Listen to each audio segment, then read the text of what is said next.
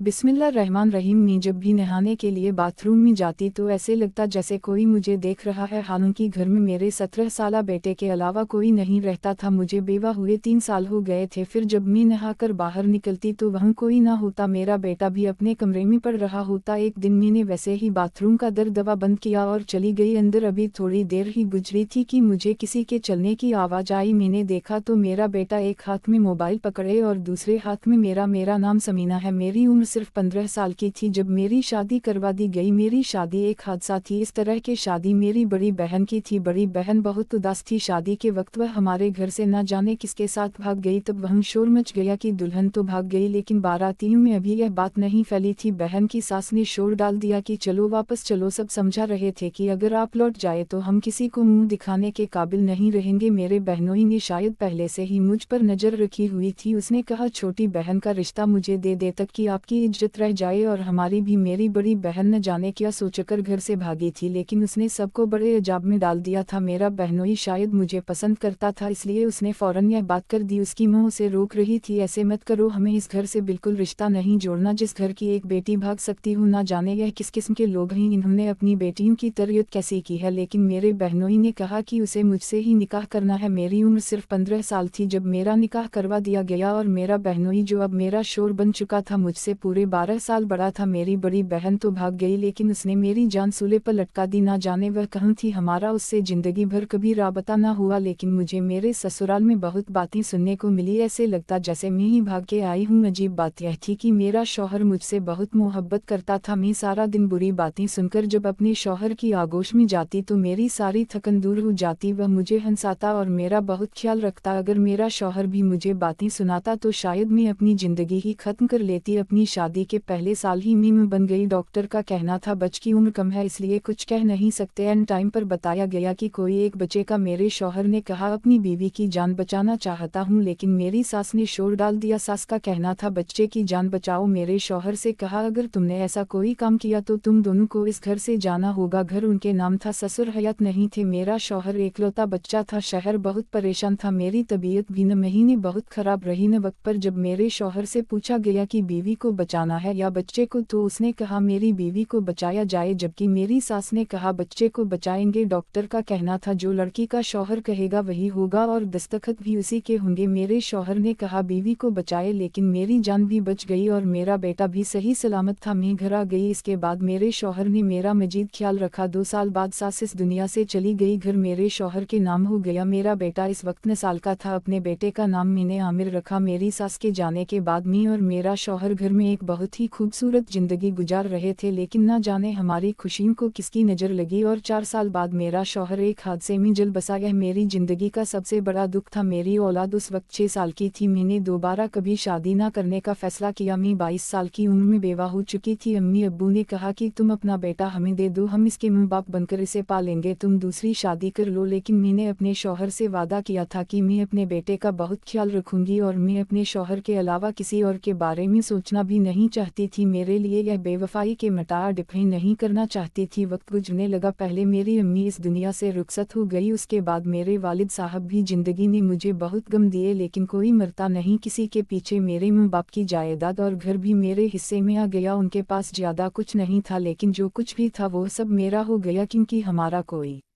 भाई नहीं था। मेरी बड़ी बहन तो जब से घर से भागी थी किसी को पता ही नहीं था कि वह कहाँ है। मेरी अम्मी कहा करती थी कि ना जाने कहाँ होगी, पता नहीं जिंदा भी होगी या नहीं। मैंने अपने घर वालों की इज्जत बचाई थी, इसलिए मैं उनकी लाडली बेटी थी। वक्त गुजरता गया। मेरा बेटा 17 साल का हो गया। घर में सिर्फ मैं और मेरा बेटा ही थे। अपने माँ बाप की तरफ से मिला हुआ घर मैंने बेचकर बाजार में दुकानें ले ली। उन दुकानों के किराए से मेरा घर चलता था। पहले तो किराया कम था, लेकिन वक्त के साथ यह लाखों में हो गया। हम 2 लोग थे, इसलिए खर्चा ज्यादा नहीं था। बच्चे को स्कूल और उसके बाद कॉलेज में भेजा कि वह पढ़ाई करे और उसकी अच्छी नौकरी लग जाए तो मैं एक बहुत प्यारी सी बहू ले आऊं, ताकि इस घर की खामोशी खत्म हो जाए। अकेले रहकर मेरे साथ एक मसला हो गया था कि अचानक से दिल घबराने लगता था। गर्मी का मौसम हो या सर्दी का, मुझे अचानक से बहुत गर्मी लगना शुरू हो जाती कि मैं फौरन नहाने के लिए चली जाती। जब तक मैं अपने बदन पर पानी बहाती रहती तब तक सुकून रहता। डॉक्टर से पूछा तो उसने कहा आपने जिंदगी में बहुत दुख छीने हैं। पहले आपका शौहर और फिर माँ बाप चले गए। सारी सारी ज़िंदगी बगैर हम सफ़र के रही। जब इंसान को कोई बीमारी ना होती हो लेकिन टेंशन होती है तो वह इस टेंशन को अच्छे से छील लेता है और दुनिया समझती है कि बड़ा मजबूत इंसान है, लेकिन वह टेंशन लेना कोई इतना आसान काम नहीं होता। वह बाद में इसी तरह किसी ना किसी अजीबोगरीब बीमारी की सूरत में एहसास दिलाता है। हम इतने गम जीने के लिए नहीं बनाए गए, गम इंसान को मार डालते हैं। यही मसला था कि से मेरा दिल घबराने लगता और मैं नहाने के लिए बाथरूम में चली जाती। एक दिन बहुत ही अजीब हरकत हुई, मेरा दिल बुरी तरह घबराने लगा। मेरे पास और कोई हल नहीं था, मैं क्या करती, बाथरूम में नहाने के लिए चली गई, लेकिन मुझे ऐसे महसूस हुआ जैसे कोई बाथरूम के बाहर खड़ा रोशनदान से मुझे देखने की कोशिश कर रहा था। हमारा बाथरूम बहुत छोटा था, उसकी छत इतनी छोटी थी कि उसको हाथ लगाकर छू सकते थे, इसलिए रोशनदान से अंदर झांकना कोई मुश्किल काम नहीं था। अचानक से मेरा दिल बैठ गया, मैं बुरी तरह डर गई और जल्दी जल्दी कपड़े पहनकर बाथरूम से बाहर आई, लेकिन बाहर कोई नहीं था। रात के 2 बज रहे थे। इस वक्त वह कौन हो सकता था, लेकिन शायद मुझे वहम हुआ था। अगले दिन फिर से कुछ ऐसा ही हुआ। इस दफ़ा तो मैंने किसी का साया भी देखा। मैं जवान बेटे की मां थी, मैं जवान बेटे की मां थी। मेरी उम्र 32 साल थी। आजकल का तो जमाना ही ऐसा था कि सोचा नहीं जा सकता था कि मसाआ किस तरफ जा रहा है। मुझे शक था कि शायद कोई मेरी फिल्म बनाने की कोशिश कर रहा है। मैंने जल्दी जल्दी कपड़े पहने और बाहर आ गई, लेकिन वहाँ कोई नहीं था। मैंने अपने बेटे को चिका दिया। जब मैं कमरे पर गई तो मेरा बेटा फ़ोन में मसापा था। मैंने उसे यह नहीं बताया कि क्या हुआ। वह एक जवान मर्द था, इस बात पर बहुत गुस्से में आकर कुछ गलत कर सकता था। मैंने कहा, मुझे लगता है कि घर में किसी ने दाखिल होने की कोशिश की है। वह फौरन उठ गया, उसने हाथ में डंडा उठा लिया कि कौन हो सकता है। उसने सारे घर के हर एक कोने में देख लिया, लाइट ऑन की, मगर कोई नहीं था। बाहर का दरवाजा भी बंद था। उसने कहा, लगता है आपको वहम हुआ है, यहाँ तो कोई नहीं। लेकिन मैं जानती थी मुझे वहम नहीं हुआ। मैंने खुद किसी का साया देखा था, वह भी किसी मर्द का। यह बात नज़रअंदाज करने वाली नहीं थी, पर वह कौन हो सकता था। यह हरकत मेरे घर में 2 बार हो चुकी थी। दूसरे दिन मेरी तबीयत फिर से खराब होने लगी। मैंने सोचा कि तबीयत खराब होती है तो होती रहे, लेकिन मैं बाथरूम नहीं जाऊंगी। बाथरूम घर के सहन में था, मेरे बेटे के कमरे में बाथरूम था, लेकिन वह कमरा मेरे बेटे का था। मैं बार बार वहाँ नहीं जा सकती थी। सो रहा होगा, उसकी नींद में खलल नहीं डाला जा सकता था, उसे सुबह भी जल्दी जाना होता था। मेरी तबीयत बहुत खराब होने लगी। मैंने आसपास देखा और तसल्ली कर ली कि वहाँ कोई है तो नहीं, कोई था भी नहीं। मरकज दरवाजा भी बंद था। मैं बाथरूम में चली गई और नहाना शुरू कर दिया, लेकिन आज तो हद ही हो गई। आज तो मैंने बाकायदा उस शख्स का साया देखा, बल्कि उसके कदमों की आवाज़ भी सुनी। मेरा दिल बुरी तरह बैठ गया। मेरी अकल ने काम किया और मैंने बाथरूम की लाइट ऑफ कर दी ताकि बाहर जो कोई भी खड़ा है वह मुझे देख ना सके। मैंने बुरी तरह चिल्लाकर अपने बेटे को आवाज़ देना शुरू कर दी। जब मेरा बेटा बाहर आया तो मैंने उससे कहा कि तुम जरूर नींद से जागे होगे, मुझे लगता कि घर में कोई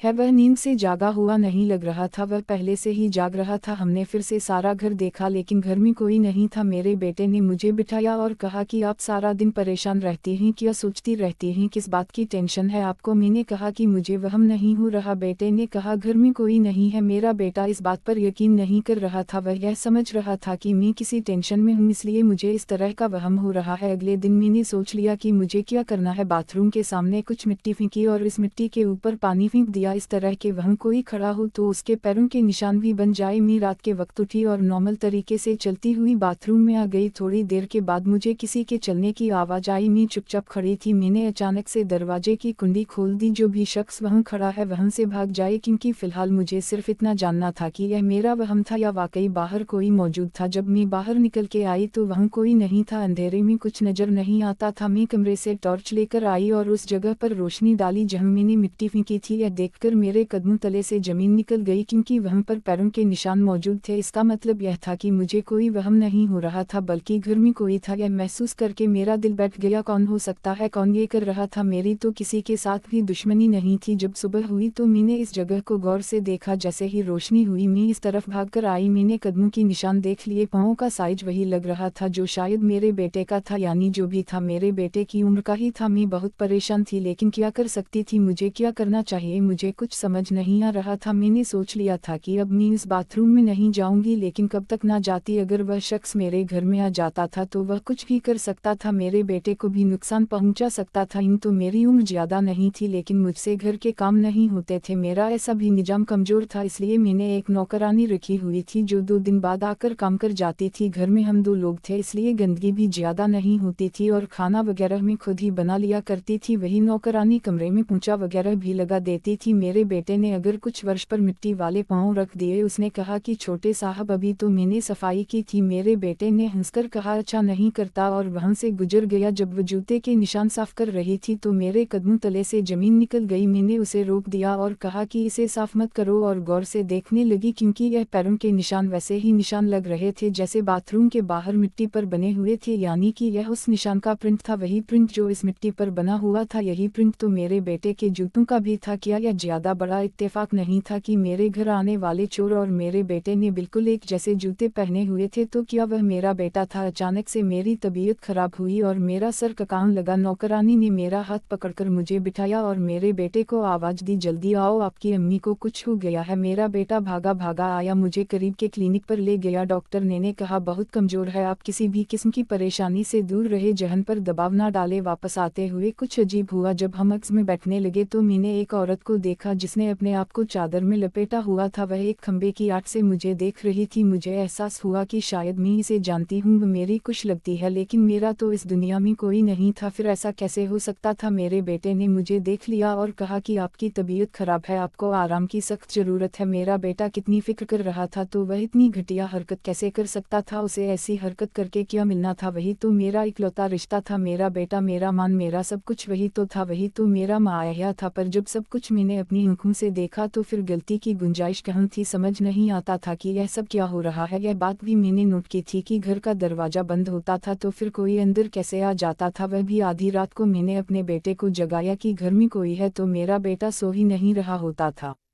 बल्कि जाग रहा होता था। और फिर इस मिट्टी पर बिल्कुल वैसे ही जूतों के निशान कैसे आ सकते थे जैसा जूता मेरा बेटा पहनता था? दिल मानता तो नहीं था पर दिमाग बार बार इशारा कर रहा था कि कुछ तो गड़बड़ है। अब मुझे उस शख्स को रंगे हाथों पकड़ना था कि वह कौन है। इसके लिए मुझे एक प्लान की जरूरत थी। मैंने अपने दिमाग में एक प्लान बना लिया। फिर अपने बेटे से बातों बातों में पूछा कि तुम रात भर जागते क्यों हो? उसने कहा मैं पढ़ाई करता हूँ। मैंने कहा आज तो तुम्हारा कोई काम नहीं क्योंकि अब तुम्हें दिसंबर की छुट्टी होने वाली है। उसने कहा आज कोई काम नहीं, आज मैं सुकून से सो जाऊंगा। मैंने कहा ठीक है, मुझे नींद कहाँ रही थी। मैंने थोड़ी देर बाद जाकर देखा मेरा बेटा सुकून से सो रहा था। जिस वक्त पर यह काम शुरू होता था मैं जल्दी जल्दी बाथरूम तक गई और इशारा दिया जैसे मैं बाथरूम के अंदर चली गई हूँ। बाथरूम का दरवाजा भी जोर से बंद किया और अंदर जाकर पानी की ड्यूटी भी खोल दी, जिससे ऐसे लग रहा था कि मैं नहा रही हूँ, लेकिन मैं बाथरूम में नहीं थी बल्कि किचन में खड़ी थी जहाँ से बाथरूम का हिस्सा साफ नजर आता था। मेरे हाथ में डंडा भी था, मैं वहीं पर बैठी थी। अभी 2 पल ही गुजरे थे कि मेरी आंखों ने कुछ ऐसा देखा कि मेरी सांस फूल गई। एक लड़का उस तरफ बड़ा था, कम रोशनी की वजह से उसका चेहरा दिखाई नहीं देता था, लेकिन वह बिल्कुल मेरे बेटे के जैसा था। उसके पैरों में जूते और कपड़े भी मेरे बेटे जैसे थे, इसका मतलब कि वो मेरा बेटा ही था। उसके हाथ में फोन था और वो रोशनदान तक अपना हाथ ऊंचा करके वीडियो बनाने की कोशिश कर रहा था। वह अपने काम में बहुत मगन था। वैसे भी जब इंसान फोन में लगा होता है तो दुनिया के बारे में भूल ही जाता है। मैं फौरन उस तरफ बढ़ी और डंडे से उस पर वार किया। मेरा निशाना खता हो गया लेकिन वह शख्स वहीं पर गिर गया। मैंने फौरन शोर डाल दिया। मेरी आंखों ने कुछ ऐसा देखा जिसे मुझे देखना नहीं चाहती थी। मेरा बेटा अपने कमरे से भागकर आया और आते ही पूछने लगा क्या हुआ। मैं बता नहीं पाई कि क्या हुआ, मुझे तो कुछ समझ नहीं आ रहा था, लेकिन मेरा बेटा सूरत हाल को समझ गया कि अम्मी ने किसी चोर को पकड़ लिया है जो घर में चोरी करने आया था। मेरे बेटे ने मेरे हाथ से डंडा पकड़ा और उस चोर को गीबना से पकड़ लिया, उसे घसीट हुआ मेरा बेटा बरामदे तक ले आया। लेकिन जब उसके सर से टोपी हटी तो मेरा दिल बैठ गया क्योंकि वह कोई मर्द नहीं, वह एक औरत थी। और वह कौन थी मैं अच्छी तरह जानती थी, वह मेरी बड़ी बहन थी जो मेरे बेटे जैसे कपड़े पहनकर उसी के जूते पहनकर मेरे घर में दाखिल हुई थी और मेरी नाज़बा वीडियो बनाना चाहती थी। लेकिन मेरी बहन ऐसा क्यों करेगी? मैं अपनी बहन को कितने सालों बाद देखकर कभी उदास ना होती। मेरे दिल में जितने भी शिकवे थे लेकिन शायद मैं उसे माफ कर देती, लेकिन इस तरह देखकर मेरा दिल पूरी तरह तड़प उठा। मैंने 13 साल बाद अपनी बड़ी बहन को देखा था, उस बहन को जिसको मैंने हमेशा से प्यार किया था। बचपन में उसके साथ खेलती थी, अपने दिल की बातें किया करती थी। आज उसको अपने खिलाफ एक नफरत अंगा हरकत करते हुए मैंने रंग हाथों पकड़ा था। वह यह सब कुछ क्यों करना चाहती थी? मेरा बेटा उसको नहीं जानता था, करीब था कि मेरा बेटा उस पर हाथ उठा देता। मैंने अपने बेटे को रोका और कहा कि यह तुम्हारी खाला है। वह हैरान हो गया। जिस औरत को उस दिन मैंने काली चादर में देखा था शायद वह मेरी बहन थी जो उस वक्त भी मुझ पर नजर रख रही थी। उसकी हालत बहुत बुरी थी और वह बहुत कमजोर लग रही थी, हालांकि वह मुझसे सिर्फ 4 साल बड़ी थी। तुम यहाँ पर क्या कर रही हो? और यह अपना अपना क्या हाल बना रखा है। मैंने उससे बहुत ही ऐनाई से पूछा, जैसे उसने जो कुछ किया था मैं पहले ही माफ़ कर चुकी हूँ, लेकिन वह बोली ऐसे जैसे कि तू मुझे खा जाएगी। बस पड़ी आई मेरे हाल की फिक्र करने वाली अम्मी अब्बू की नज़रों में अच्छा बनने के लिए मेरी जगह पर बैठ गई। मेरे होने वाले शौहर से शादी कर ली, उसका घर भी ले लिया और माँ बाप की सारी जायदाद भी अपने नाम करवा ली। मेरा होने वाला शौहर पहले से ही तुम पर मर मिटा था, यह तो मुझे पहले ही पता था, तभी तो तुम्हारे लिए दीवाना हो गया। मैं सब कुछ जानती हूँ, तुम अकेले ही सब खाना चाहती हो, मुझे तो दूध से मक्खी की तरह निकाल दिया तुमने। अगर मैं तुमसे यह सब मांगती तो तुम मुझे कभी ना देती। अब्बू ने तो मुझे पहले ही मेरे हिस्से से पाक कर दिया था, इसलिए मैंने सोचा कि मैं तुम्हें ब्लैकमेल करूंगी, पर यह करती तो कैसे करती, तुम्हारे पास वैसे भी